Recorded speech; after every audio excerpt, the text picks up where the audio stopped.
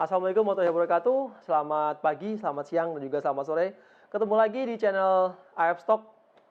Pada kesempatan hari ini aku sengaja acara AF Travel-nya nggak jalan-jalan karena memang di Taiwan belum kondusif. Di rumah saja. Nah, kebetulan ini aku lagi main ke salah satu kota di daerah Taoyuan. Kebetulan di sebelah saya ini ada rekan baik saya. Dia akan berbagi pengalaman kehidupan dia yang sangat menginspirasi buat kita semuanya. Tapi sebelum itu, kita lihat yang satu ini.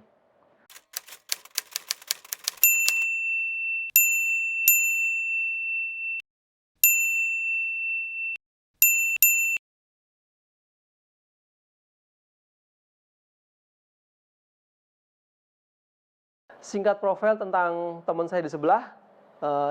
Kata orang bijak, tak kenal maka tak sayang. Kalau udah gitu kita kenalan dulu. Oke. Kenalan Mas. Iya, karena nggak boleh bersalam-salaman. Ya, iya. Lagi ada virus. Oke, langsung aja. Dengan Mas siapa tadi, Mas? Hanas. Mas Hanas. Oke, ini dengan Mas Hanas. Mas Hanas asalnya dari mana ini? Dari Blitar lahirnya, terus Bapak Ibu ke Malang, ikut ke Malang. Blitar, Jawa Timur ya. Oh, nah Mas Hanas di Taiwan ini sudah berapa lama? Di Taiwan sudah hampir 5 tahun kayaknya, Mas. 5 tahun. Wah, cukup lumayan lama ya 5 tahun ya. Iya. Wih, terus gini. Awal mula Mas ke Taiwan seperti apa, Mas? Ya, jadi dulu setelah kuliah S1 di Indonesia, kemudian Oke. ada tawaran lanjut untuk sekolah S2 double degree. Jadi programnya 1 tahun di Indonesia sama 1 tahun di Taiwan. Oh, oke. Jadi double degree 1 tahun di Indonesia, 1 tahun di Taiwan. Oh, oke. Untuk program master. Oh, program masternya, iya. Ya, Oke. Nah, akhirnya setelah master selesai, akhirnya ada tawaran lagi dari profesor di sini untuk mau nggak lanjut S3. Nah, akhirnya saya ambil kesempatan itu dan sekarang lagi ngambil S3 di Taiwan.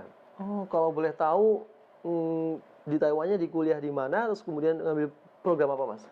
Di Chongyang Dashi atau di Chongyang National Dashi. Central University di Chungli. Oh, di Chungli, Nah, oke. Jadi ngambil jurusannya di bagian computer science. Jadi, Computer Science. IT Wah, lah, itulah. IT. Oh, jadi dari proses Mas ke sini itu kan nggak mudah ya, Mas ya? Boleh ceritakan dong apa namanya proses dari Mas ke sini ke Taiwan? Kayaknya yang bisa membawa saya ke sini tuh mungkin kayaknya lebih banyak dari doa ibu sih, Mas. Jadi Oh, oke. sekolah SMA, habis itu S1 kebetulan dapat biaya nggak banyak banget, jadi saya bisa kuliah sambil kerja, atau juga dapat beasiswa pada saat itu karena sering ikut lomba juga, jadi Oke. tertutupi di situ untuk biaya perkuliahannya. Terus Oke. akhirnya ada tawaran beasiswa Beasiswa, oke. S2 dan juga S3 ini. Oh, oke. Ini Mas, denger-denger ya Mas ya, dari rekan-rekan Mas yang sempat aku kepoin.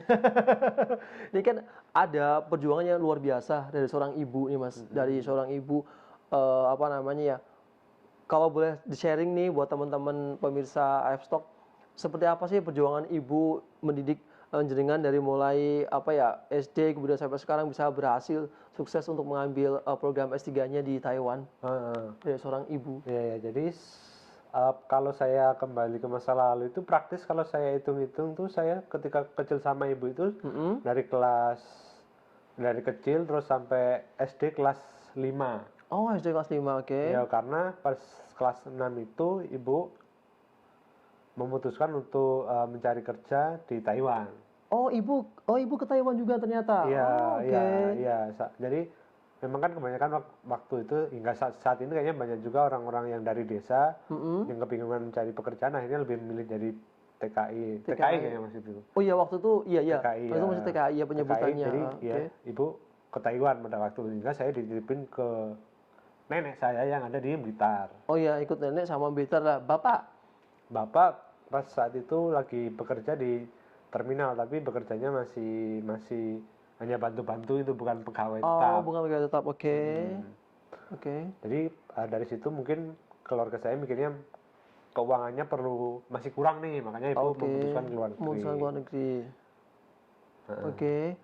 Terus dari proses ibu nih Mas yang apa yang perlu mungkin teman-teman pemirsa F-Stock juga penasaran kan kayak gimana sih perjuangan seorang ibu untuk kesini itu, kalau boleh tahu Mas, ibu berangkat dari mana, mungkin dari PJTKI Jakarta atau mana, terus prosesnya tuh berapa lama sih ibu di Taiwan gitu?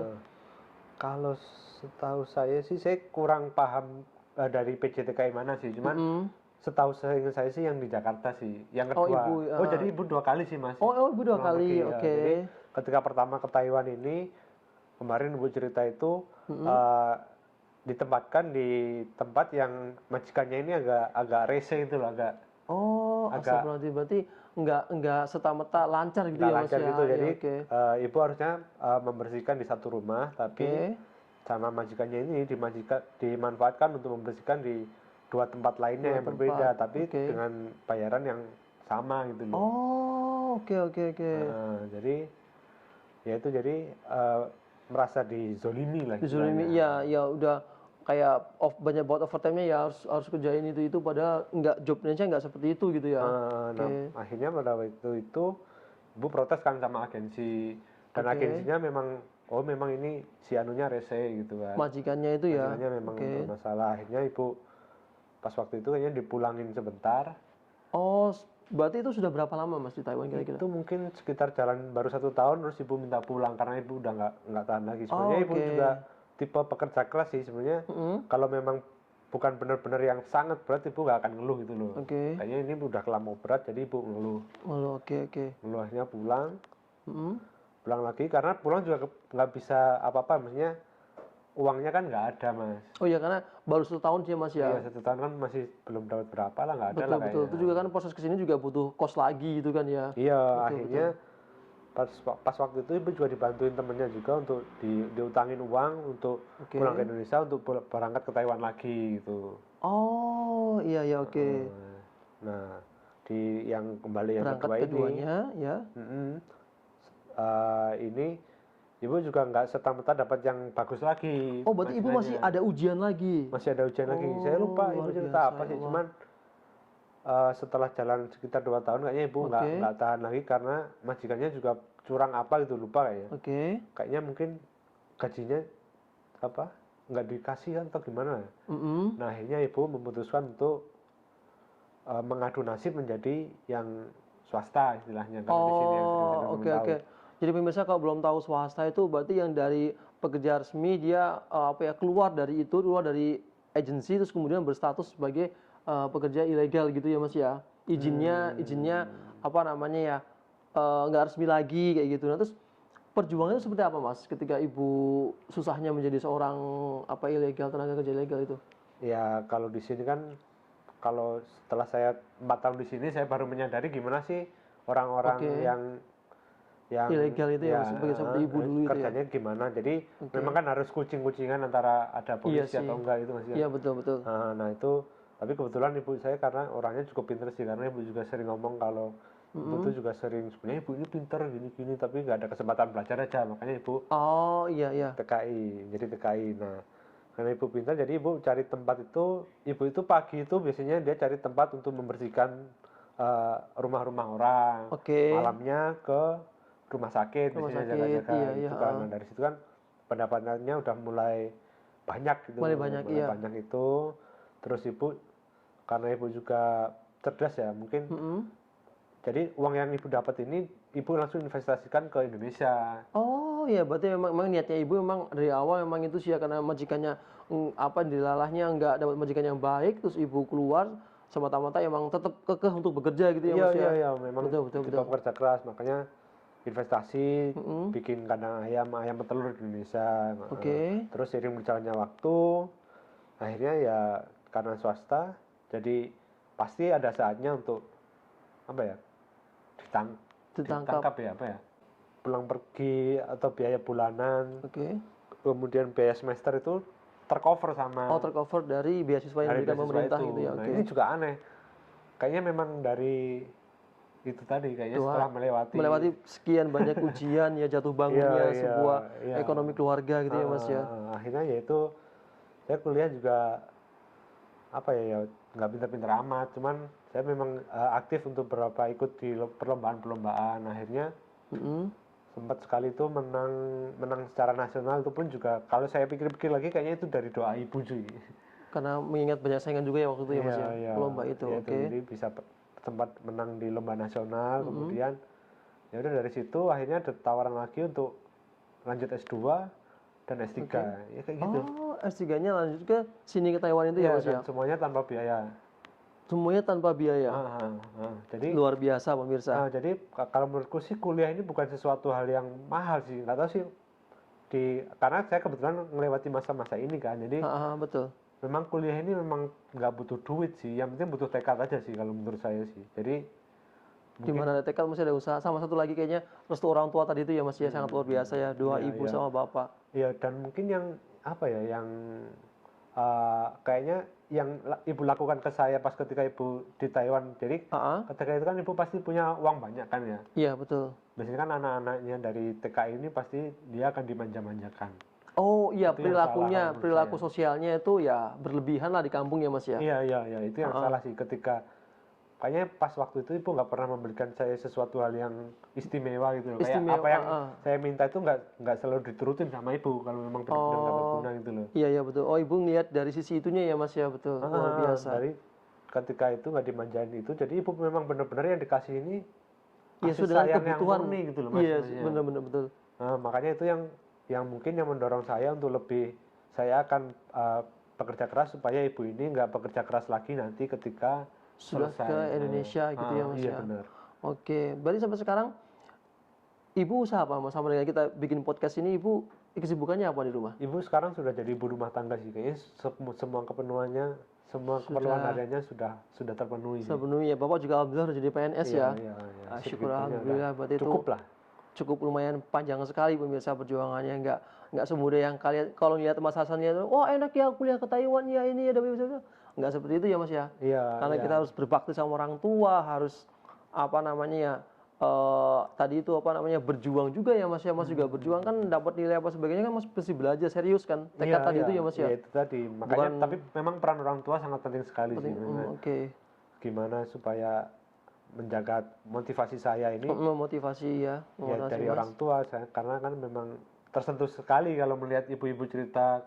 Iya sih mending kalau menurut saya sih, kalau untuk yang sekarang ini mungkin untuk teman-teman semua di sini barangkali kalau ke anak ini lebih menjadi sahabat aja gitu. Kalau iya betul. ibu merasa di sini kesusahan, ceritakan aja ke anaknya, kita berbagi iya. kesedihan. Maksudnya, jadi dia bisa merasakan apa yang ibu rasakan, dari situ kan. Betul. Jadi flashbacknya juga akan membuka paradigma anak bahwasanya ibu tuh nggak semudah yang kalian kira bekerja di sini gitu ya Mas ya. Iya, jadi anak juga bisa memahami lah keadaan ibu gitu, menghargai uang juga ya, betul. Menghargai semua orang. Karena kebanyakan Mas ketika ibu atau orang tuanya kerja di sini ya, itu kebanyakan apa ya, kehidupan sosialnya itu berubah kayak apa ya, kayak udah pasti kaya gitu. Udah pasti kaya, terus kemudian dia lebih ke gengsi gitu Mas, yang paling berat sebenarnya di kampung itu.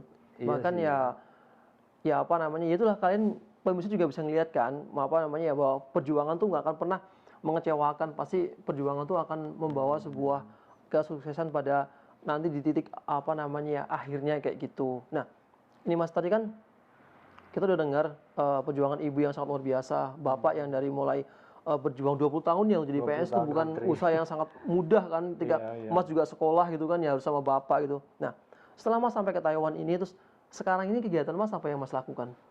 Jadi kesibukannya di sini. Ya, jadi saya penasaran sih Mas sebenarnya. Ketika masuk ke Taiwan, terus saya sebenarnya misi utamanya adalah merasakan gimana sih ibu dulu kerja gitu loh. Oh, oke. Ya, jadi pas waktu itu setelah lulus S2, kemudian ada kesempatan lanjut S3, di awal-awal tahun itu saya coba gimana sih kerja takong di sini, part-time. Oke, part-time, iya. Cuci-cuci piring itu saya rasakan nggak berat banget sih. Maksudnya cukup oh ternyata kayak gini ya ibu saya dulu yang lakuin. Terus semakin menyentuh lagi. Nggak ada lihat yang nyuci piring kok dulu gitu ya Mas ya. Terus nggak ada lihat apa namanya, santai nanti aja, karena di sini kalau nggak kerja ya nggak dapat uang ya Mas ya. Iya. Ya itu saya ngerasain juga pas waktu kerja cuci-cuci sama teman-teman saya ini, barangkali nonton juga teman cuci saya. Nah itu juga mulai dari awal-awal nyuci kan di air panas biasanya itu. Iya. Nah, itu tangannya mulai iya. Itu juga semakin menyadarkan saya betapa besar perjuangan seorang ibu ya. Aduh. Oke. Terus di kampus sendiri Mas kegiatannya apa sekarang? Kalau di kampus ya sama sih sebenarnya, sama kayak orang-orang yang lain. Jadi ya belajar sih itu. Tujuan utamanya kan yang belajar ya. Iya. Meneliti apa yang kita dalami gitu. Kayak kalau saya di komputer ya setiap hari lihat layar komputer sih. Luar biasa. Nanti pemirsa aku pesan masalah komputer, luar biasa nih. sebuah kisah inspirasi yang bisa kita ambil dari perjuangan keluarga Bapak juga ibunya. Semoga podcast ini podcast yang dadakan buat bermanfaat buat ini ya Mas ya. Terus Mas gini, semoga. pesannya Mas buat teman-teman yang lagi kuliah di sini itu apa yang ingin Mas sampaikan melalui podcast ini? Untuk teman-teman saya sendiri yang sama-sama kuliah ini sebagai orang Indonesia kita harus berjuang sekuat kita, terus nanti kembali ke Indonesia untuk membangun Indonesia. Dan juga untuk misalnya ada PMI yang di sini, juga mungkin yang seumuran saya yang kuliah, ya tetap lanjutkan itu terus. Kita nggak tahu masa depan kita seperti apa, tapi setidaknya kalau kita kuliah ada secercah harapan. Iya, benar untuk yang keluarga bisa, kita di Indonesia ya. masa depannya nanti. Nah, terus Oke. untuk yang Bapak, Ibu atau siapapun yang di sini demi keluarganya, semangat terus, karena mungkin kali ini Bapak Ibu masih sulit ya, masih dalam perjuangan, terus berjuang. Nanti tetap sayangi keluarga anak kita, jangan terlalu banyak diberikan harta, yang kasih sayang terus diberikan.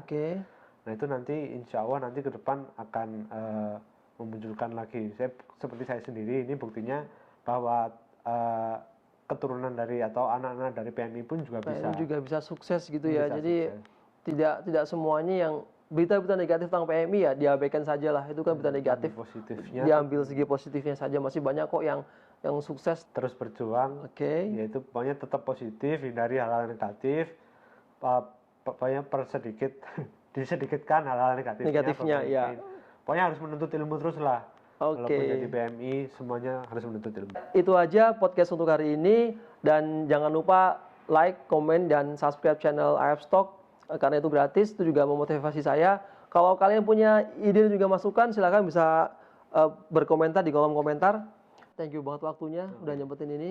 Thank you banget. Kalau kalian penasaran kampusnya kayak gimana, aku nanti akan bikin liputan di kampusan, boleh ya? Boleh. Oke deh, sampai ketemu di video berikutnya. Sampai sini, akhir kata, Assalamualaikum warahmatullahi wabarakatuh. Terima kasih udah nyaksiin acara After Offline kali ini. See you and bye-bye.